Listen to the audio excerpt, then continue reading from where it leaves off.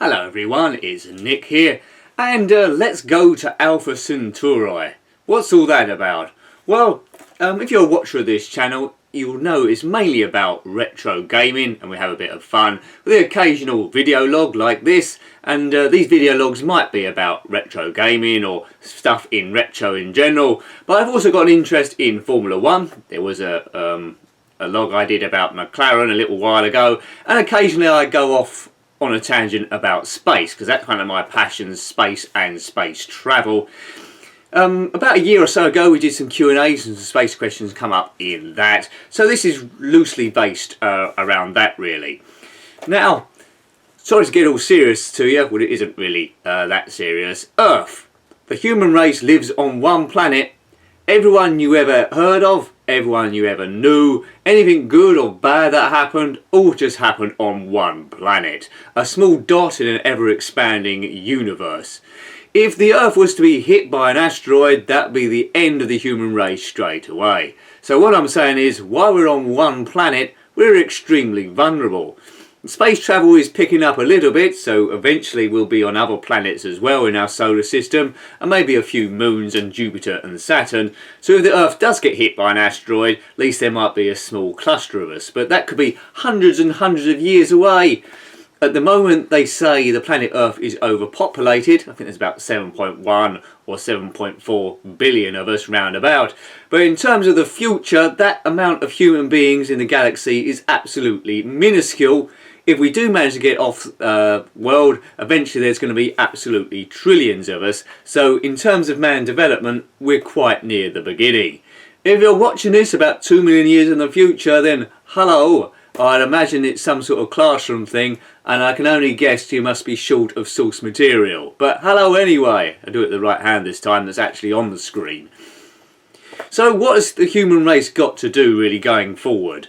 Well, in the news recently, about a week or so ago, there was a rather interesting article I come across involving Stephen Hawking, a Russian billionaire Yuri Milner, and also Facebook's Mark Zuckerberg. I like saying that word, Zuckerberg. Zuckerberg. Anyway, that could go on forever like that. Please don't put that in some sort of loop. Essentially, they got this idea. Now, our nearest star system, which you might or might not know to us, is Alpha Centauri, which is 4.3 light years, or more or less, away from us, which means if we were to get in a spaceship tomorrow and travel at the speed of light, which is virtually impossible, it would take 4.3 years to get there. So it's a little bit far away.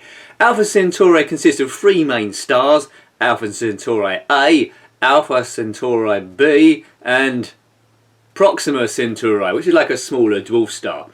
Now, with a powerful telescope, we have spotted three Earth-like planets which could support life, but we need to get there to have a look, because Alpha Centauri seems to be our best bet. If we're going to get humans out of the solar system, we need to get to Alpha Centauri.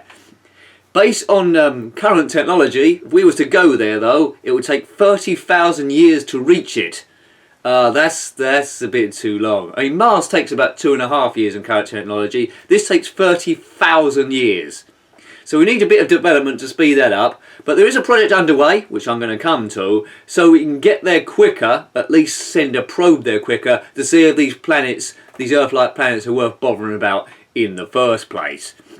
Yes, so essentially this initial plan that Professor Stephen Hawking, billionaire Yuri Milner and Facebook's Mark Zuckerberg have developed cost £100 million, so it's I don't think I can support this. And with this new technology they've created, they can send a probe that will get to Alpha Centauri in 20 years. That's still a while, but it's a bit quicker than 30,000 years. So it's quite to heat up. Now, I'll be in my 60s when this happens. I really wish I could live forever so we can get to this point, but you know, I don't know. Yes, so what can you say? The total project of this is only phase 1. The total project is estimated to cost 5 to 10 billion pounds, so they might ask for other people to contribute as well. There might be a dress down day at work where you have to pay £1 million to wear what you want. My work's just £1, so I doubt any money will be going to that. So what's this grand scheme then, if you might not have come across this story? Well, it's all about nanotechnology, because basically the things that slow down ships in space, what's costly, is carrying all the fuel. So you can dump the fuel, dump the crew, in this initial phase at least, you're going to get there a lot quicker. Now they have proposed building a nanocraft. I know, that means very small, and this will be the size of a postage stamp. Blimey. Okay, and that will be equipped with a small sail that unfolds to catch power beams. I hope I'm getting this right. The idea is there'll be a lot of small radar dishes or satellite based on the Earth's floor. This nanocraft will go above the Earth with the sail on. All these little radars will fire small beams which combine to form a central beam, a bit like the Death Star, of 100 gigawatts. That's quite bright, so I'd wear glasses. This gigawatt beam hits the sail on the nano ship, which suddenly propels it with an acceleration of 100 million miles an hour. That's it, 100 million miles an hour. That's quite fast. So if at that precise point a seagull gets in the way, or you're travelling over in a microlight, you're probably going to get frazzled straight away or end up in Alpha Centauri. So anyway, these beams hit the ship and propel it out of the solar system towards Alpha Centauri, and if it's on the right trajectory, it's going to get there in 20 years. Yeah, I'm sure that's going to go without a hitch.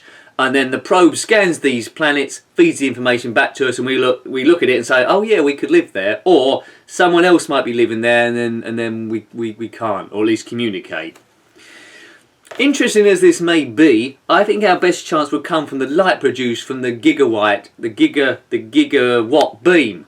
That's easy for me to say, because it is said this light's going to be so bright it's going to be seen from all parts of the universe. So if any aliens are looking for life like we are, they will spot this and think, right, let's go over there, and then it'll be that film, maybe Independence Day or Independence Day 2. But either way, Will Smith probably won't feature that heavily. So what do you think about that? Is that going to work? I know that the Voyager ship that left, I think in the 70s, to scan Jupiter and the outskirts of the solar system has left it a little while ago, but it hasn't reached any other star system, and it probably won't do. It is said that in man's development, when we was Neanderthals and left Africa, if Voyager had left then, it would now be just reaching Alpha Centauri. If there's nothing in Alpha Centauri, then we're in a bit of trouble.